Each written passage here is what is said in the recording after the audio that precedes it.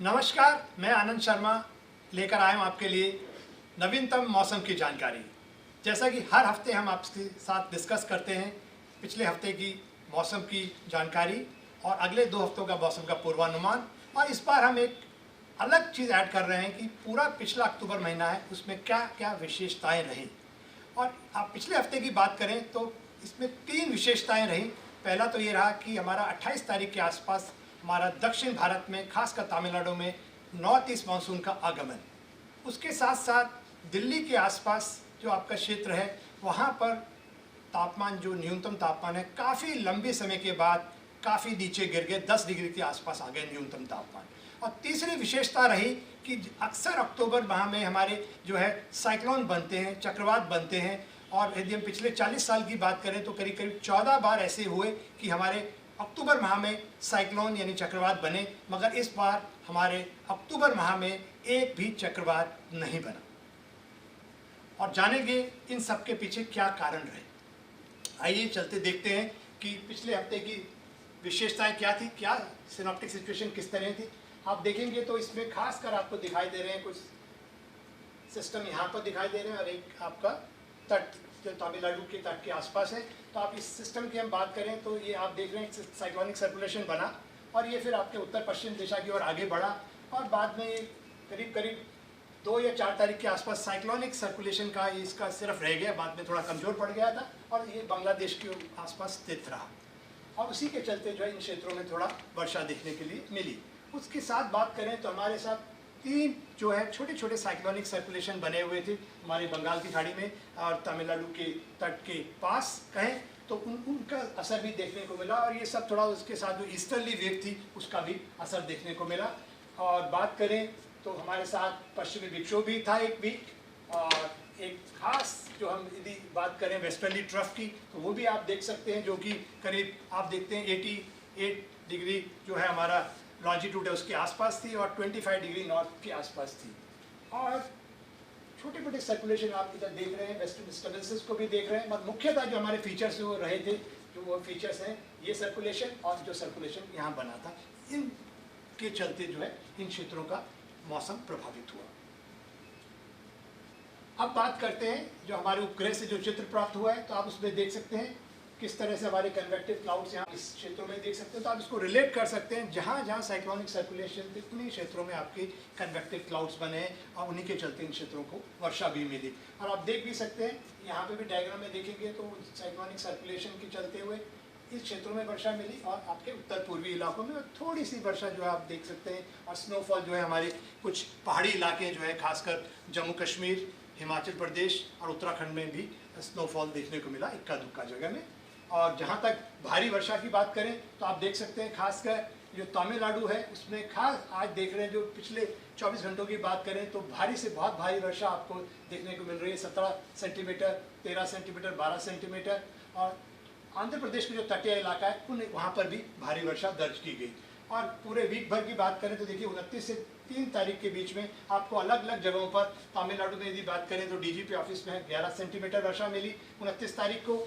30 तारीख की बात करें तो वीरागुनु डैम के पास 10 सेंटीमीटर, मदुराई एयरपोर्ट में 8 सेंटीमीटर। वहीं हम असम और मेघालय उत्तर पूर्वी इलाकों की बात करें तो वहाँ पे भी करीब करीब आपको 8 सेंटीमीटर के करीब वर्षा मिली, और नागालैंड, मणिपुर, मिजोरम, त्रिपुरा में भी। और तमिलनाडु मेट्टुपालम में भी आपको 3 नवंबर को 7 सेंटीमीटर वर्षा दर्ज की गई। अब बात करते हैं हमारे जो 29 से लेकर 4 नवंबर तक का हफ्ता था उसमें देश भर में कहाँ कहाँ वर्षा मिली। तो आप इसमें देख सकते हैं मुख्यतः आपको जो अच्छी खासी जो वर्षा मिली है वो मिली है उत्तर पूर्वी इलाकों में। उसका आप कारण जान सकते हैं, क्योंकि हमारे पास यहाँ पर इस क्षेत्र के आसपास जो है जो कम दबाव का क्षेत्र बना हुआ था और वो फिर आगे की ओर बांग्लादेश की ओर बढ़ा, उत्तर पूर्वी दिशा में बढ़ता हुआ, और बाद में वो साइक्लोनिक सर्कुलेशन के रूप में रह गया था और उसके चलते जो है इन क्षेत्रों में भारी वर्षा मिली। वहीं बात करें बाकी के क्षेत्रों में, इवन तमिलनाडु में आप देखें कि हालांकि आपके पास साइक्लोनिक सर्कुलेशन 3 साइक्लोनिक सर्कुलेशन के आसपास बने हुए थे इन इलाकों पे, मगर ये फिर भी इतने स्ट्रॉन्ग नहीं थे कि ये इस क्षेत्र को पर्याप्त मात्रा में वर्षा दे सकते थे। हालांकि मानसून का ऑनसेट भी हो गया, मगर इस बार जो ऑनसेट हुआ वो वीक ऑनसेट रहा। और उसका मुख्य कारण यह है कि जब जब ला नीना होता है उन सालों में हमारा जो है उत्तर पूर्वी मानसून में वर्षा सामान्य से कम रहती है। तो इस वीक में आप देखें तो हमारा उत्तर पूर्वी मानसून है, उसने तमिलनाडु को जरूर हिट किया, मगर वो थोड़ा सा वीक रहा। और बाकी के क्षेत्रों में भी आप देख रहे हैं तो कोई ज़्यादा वर्षा दिखाई नहीं दे रही है। सिर्फ हम हिमाचल प्रदेश में थोड़ा आप देख सकते हैं जहाँ ब्लू कलर दिखाया, वहाँ जहाँ सामान्य से ज़्यादा वर्षा मिली। और यदि वीक की बात करें तो आप देखेंगे कि 29 से लेकर 4 नवंबर के बीच में सामान्यतः हमें जो वर्षा मिलनी चाहिए वो 8 मिलीमीटर के लगभग होती है, और इस बार जो हमको मिली वो 11 मिलीमीटर के करीब मिली, यानी कि सामान्य से 33% ज़्यादा। वहीं हम बात करें पूरे सीज़न की, यानी कि 1 अक्टूबर से लेकर 4 नवंबर तक, तो आप देखेंगे कि सामान्यतः हमें जो वर्षा मिलती है देश भर में वो मिलती है हमारे को करीब 81 मिलीमीटर, और जो हमें मिली है वो है 80, वो भी मतलब कि लगभग 81 के आसपास ही है ऑलमोस्ट, तो आप -1, तो ये कह सकते हैं कि हमें ऑलमोस्ट सामान्य वर्षा मिली है। और यदि रीजन वाइज बात करें तो आप देखेंगे कंट्री एज ए होल में मुख्यतः जो आपको वर्षा मिली है वो आपका सेंट्रल इंडिया में है, और साउथ पेनिनसुला में भी सिचुएशन ठीक ठाक है, बाकी उत्तर पूर्वी इलाकों में भी ठीक है। सिर्फ आपके उत्तर पश्चिम भारत में वर्षा पूरे यदि 1 अक्टूबर से लेकर हम बात करें 4 नवंबर तक की। वहीं जो वीक की बात करें तो आप देखेंगे ज़्यादातर क्षेत्रों में, सिर्फ आप उत्तर पूर्वी इलाकों को छोड़ दीजिए जिसको डायरेक्ट ब्लू में दिखाया गया है, वहाँ जो है आपको सामान्य से ज़्यादा वर्षा है, बाकी सभी जगह सामान्य से कम वर्षा मिली। अब बात करते हैं आज की सिनॉप्टिक सिचुएशन की, तो आप पाएंगे कि जो मेन फीचर आपको दिख रहा है, एक साइक्लोनिक सर्कुलेशन हमारे पास मिला हुआ है, बिल्कुल आप उसको देख सकते हैं, गल्फ ऑफ मन्नार के आसपास बना हुआ है, और उसके साथ साथ एक ट्रफ दिख रही है आपको, ट्रफ इन वेस्टर्ली, जो 88 डिग्री लॉन्जिट्यूड और 25 डिग्री नॉर्थ के नॉर्थ में है, हालांकि बहुत ज़्यादा इफेक्टिव नहीं है ये।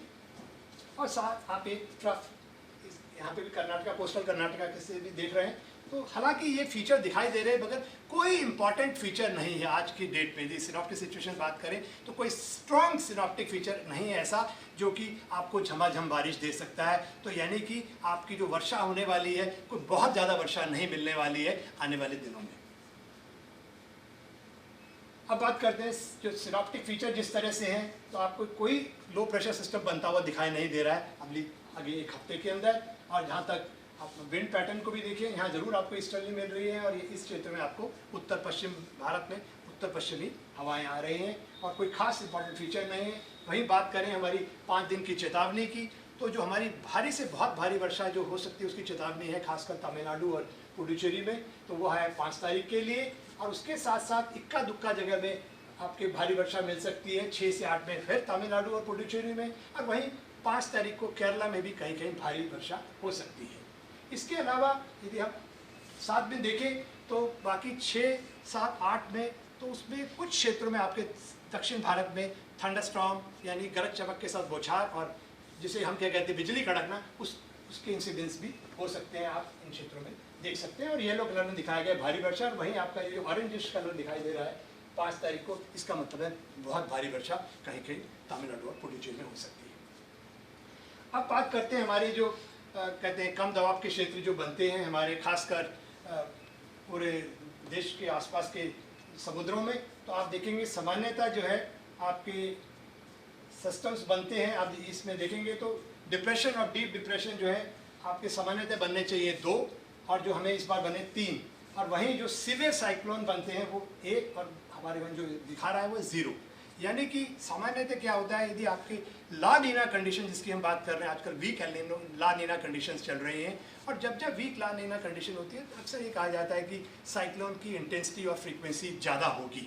मगर जो सामने दिखाई दे रहा है उसमें तो ये पता चल रहा है कि हालांकि उसकी फ्रीक्वेंसी तो ज़्यादा रही पर इंटेंसिटी कम रही, और उसका मुख्यतः कारण है इंटेंसिटी कम रहने का कि इस बार जो है अपना इंटेंसिटी कम रही, हालांकि हमारे पास ला नीना कंडीशन थी। उसका मुख्य कारण रहा कि जो हमारा विंड शेयर था वो ज़्यादा था, इसलिए वो सिस्टम जो है इंटेंस नहीं हो पाए।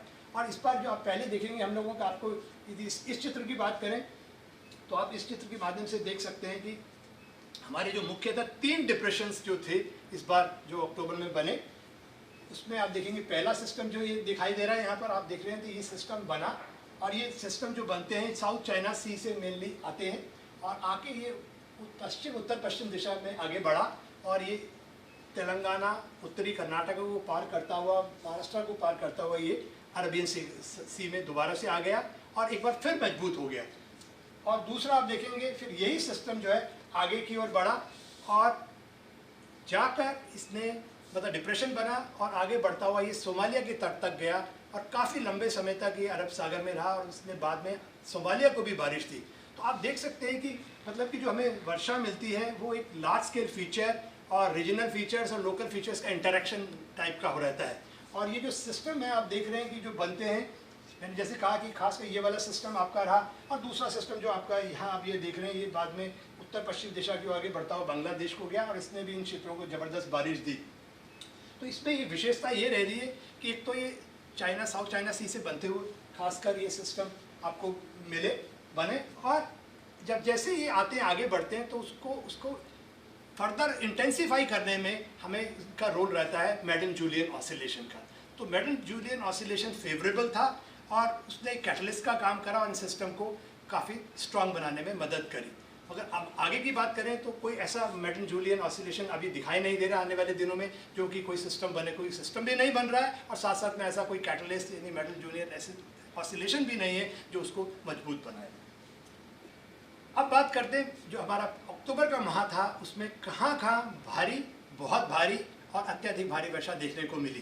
तो आप उसमें बिल्कुल देख सकते हैं खास कर हमारा ये जो ईस्ट वेस्ट बेल्ट देख रहे हैं, उत्तर से लेके पश्चिम की जो ये बेल्ट है यानी कि जो दक्षिण उड़ीसा से लेते हुए तेलंगाना होती हुई महाराष्ट्र तक जो जा रही है, यहाँ पर आपको भारी से बहुत भारी वर्षा, जो ब्लू वाला आप डॉट्स देख रहे हैं वो जो है बहुत भारी वर्षा दर्शा रहा है। वहाँ जहाँ रेड डॉट देख रहे हैं उन क्षेत्रों में आपको अत्यधिक भारी वर्षा मिली और बाकी येलो वाले जो है भारी वर्षा की।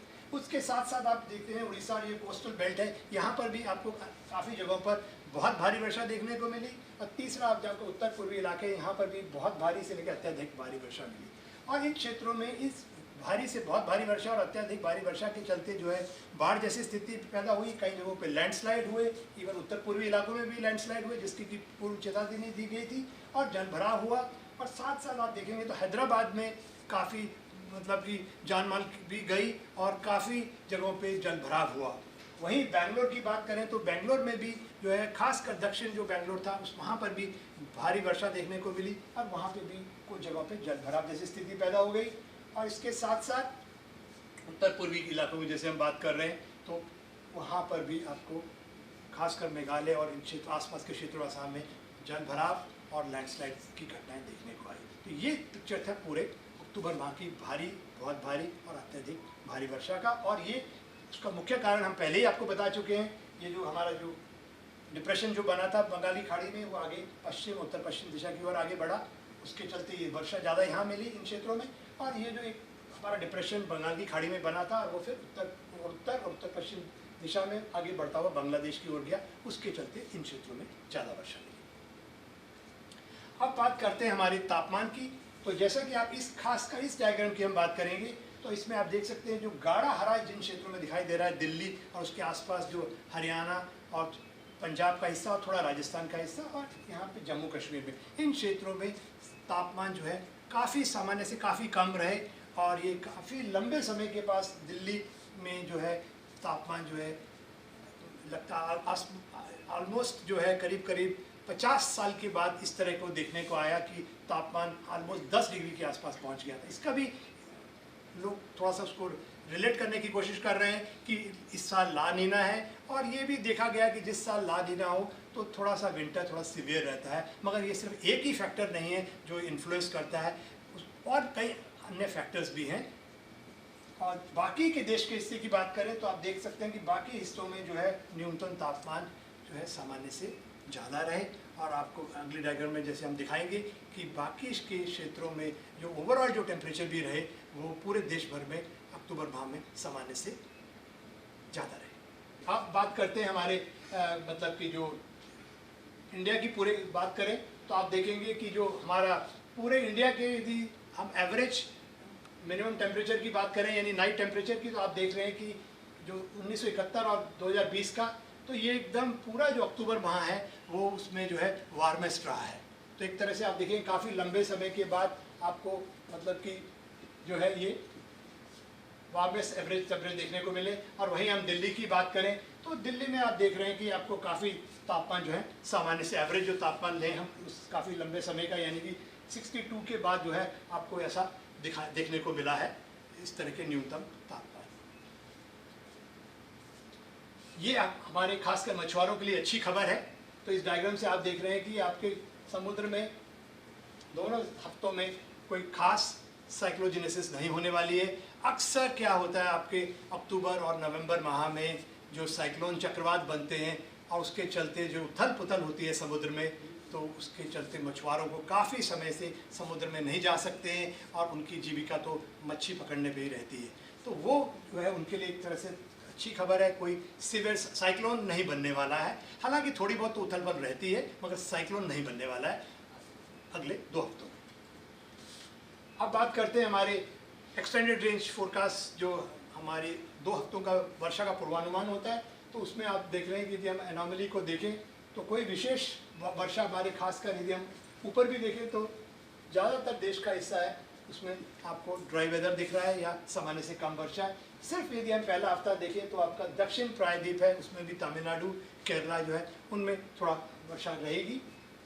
और दूसरा हफ्ते में भी जाएं तो दूसरे हफ्ते में भी आप देख रहे हैं थोड़ा सा एक जो हिस्सा है जम्मू कश्मीर का, वहाँ पर आपका पश्चिमी विक्षोभ थोड़ा सा प्रभावित कर सकता है। बाकी के ज़्यादातर हिस्सों में मौसम ड्राई या सामान्य ड्राई रहेगा।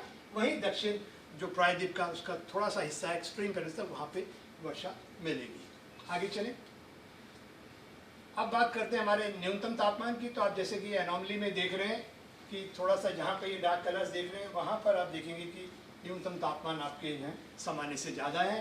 तो ये थोड़ा सा हो सकता है कि कोई भी वेस्टर्न डिस्टर्बेंस वगैरह के रहे। बाकी के ज़्यादातर क्षेत्रों में आप देख रहे हैं कि जो आपके न्यूनतम तापमान है वो सामान्य से नीचे रहने वाले हैं। हो सकता है कि इसका एक फैक्टर, जैसे हमने पहले भी कहा, ला नीना से इसका रिलेशनशिप होना चाहिए, मगर इट नीड्स मोर स्टडीज। आगे अब आप बात करते हैं अगले 2 हफ्तों की समरी की। तो आप जैसा कि देख रहे हैं इसके माध्यम से कि हमें कुछ स्थानों से लेकर अनेक स्थानों पे वर्षा मिल सकती है, खासकर तमिलनाडु में और पुडुचेरी और केरला में आपको, और साथ साथ आपके इक्का दुक्का स्थान से लेकर कुछ स्थानों पे वर्षा मिल सकती है तटीय और दक्षिण अंदरूनी कर्नाटका में, लक्षद्वीप में, आंध्र प्रदेश और तेलंगाना में अगले 4 दिनों में। तो मुख्यतः वर्षा जो मिलने वाली है वो दक्षिण प्रायद्वीप में ही रहेगी और उसमें भी ज़्यादा असर आपको जो मिलेगा अच्छा खासा वो तमिलनाडु और केरला में है। उसके साथ बात करें भारी से बहुत भारी वर्षा, जैसे कि हमने बताया कि 5 तारीख को भारी से बहुत भारी वर्षा हो सकती है आपके तमिलनाडु में और पुडुचेरी में। अब वहीं केरला में भी भारी वर्षा इक्का दुक्का स्थान पे मिल सकती है। और यदि 6 से 8 तारीख की बात करें तो 6 से 8 तारीख में भी तमिलनाडु और पुडुचेरी में कहीं कहीं आपको भारी वर्षा मिल सकती है। और यदि 8 तारीख की बात करें तो हम अंडमान निकोबार में 8 और 9 के आसपास भी कहीं कहीं भारी वर्षा हो सकती है। वहीं बात करें बाकी के हिस्सों की, दक्षिण प्रायद्वीप की, ईस्ट और उत्तर पूर्वी और पूर्वी इलाकों की और पश्चिमी हिमालय क्षेत्र की, तो ज़्यादातर क्षेत्रों में वर्षा जो है सामान्य से कम रहने वाली है या ड्राई वेदर रहने वाला है। वहीं न्यूनतम तापमान की बात करें तो न्यूनतम तापमान जो है हमारे सामान्य से 2 से 4 डिग्री सामान्य से नीचे रहने वाले हैं पहले हफ्ते में भी और दूसरे हफ्ते में भी। अब चलते हैं वीक 2 यानी कि 12 से 18 नवंबर की वेदर समरी के बारे में। तो जैसा कि आप देख रहे हैं कि दूसरे हफ्ते में जैसे हम जाते हैं तो हमारा तमिलनाडु का जो हिस्सा है, जो बिल्कुल एक्सट्रीम साउथ का हिस्सा है, वहाँ पर थोड़ी सी वर्षा में बढ़ोतरी हो सकती है। वहीं बाकी के क्षेत्रों में कोई ज़्यादा एक्टिविटी नहीं दिखाई दे रही है। ज़्यादातर क्षेत्रों में ये जो है वर्षा जो है सामान्य से नीचे ही रहने वाली है। और वहीं हम बात करें वेस्टर्न हिमालयन रीजन की, यानी पश्चिमी जो हिमालय क्षेत्र है, वहाँ हो सकता है ये सामान्य के आसपास रहे और बाकी के क्षेत्रों में मौसम शुष्क रहने वाला है। और जैसा कि मैंने पहले भी कहा कि न्यूनतम तापमान जो है हमारे 2 से 4 डिग्री सामान्य से नीचे रहने वाले हैं। तो दोस्तों इसके साथ साथ अब हम आगे जैसे बढ़ रहे हैं, दिवाली पास आने वाली है और जैसे दिवाली पास आती है तो लोग पटाखे इत्यादि चलाने शुरू कर देते हैं और उसके चलते जो है हमारा पर्यावरण जो है वो दूषित हो जाता है और उसका इंसानों पे ही नहीं दुष्प्रभाव पड़ता, उसके साथ साथ जो हमारे पशु पक्षी हैं, हमारे कहते पेड़ पौधे हैं, हमारे जल स्रोत हैं, उन पे भी बुरा असर पड़ता है। तो और ये भी ध्यान रख लें कि जो हमारी परंपरा है जो है उसमें कभी भी पटाखे नहीं जलाए जाते थे। दिवाली जो है दीपों का त्यौहार है, ना कि पटाखों का। तो ना आतिशबाजी करें, ना पटाखे बजाएं, सिर्फ एनवायरनमेंट फ्रेंडली दिवाली बनाएं। हालांकि दिवाली अभी दूसरे हफ्ते में, मगर फिर भी हमारा आग्रह है आपसे है, निवेदन है कि आप एनवायरनमेंट फ्रेंडली दिवाली ही बनाएं। चूँकि आप जान रहे हैं कि आजकल जो दिल्ली एनसीआर की पूरी है और उत्तर पश्चिम भारत में हवा की जो क्वालिटी है वो काफ़ी पुअर है। तो मुझे आशा है कि आप जो है इसका ध्यान रखेंगे और वातावरण को बेहतर बनाएंगे। आज के लिए बस इतना ही। अगले हफ्ते फिर मुलाकात होगी आज ही के समय। नमस्कार।